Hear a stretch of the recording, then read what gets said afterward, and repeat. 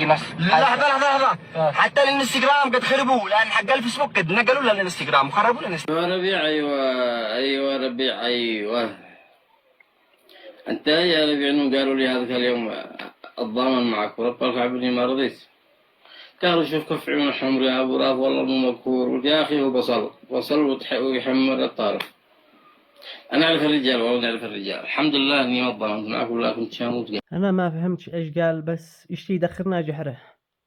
والله هذا الشخص يشتي يدخلنا جحره، هو المجبر حقه هذا. فالمهم خلونا نحلل شخصيته. صح ان انا ما درست علم النفس، بس انا فاهم نوعية الشخص هذا. شوف، نوعية الشخص هذا ما لهش قيمة في الحياة، في الواقع ما لهش قيمة.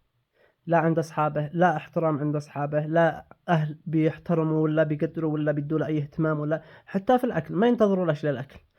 يجي يصير سعى الكلب منبوذ. فهمت؟ فلما يدخل النوعية هذه للسوشيال ميديا خلاص يبدأ يلقبث، يستهزئ في خلق الله، يشوف نفسه أرجل واحد وهو ما لهش قيمة ولا منبوذ. أتحداه إنه معه بطاقة شخصية، ما بش حتى الحكومة ماشي معترفة فيه إنه مواطن.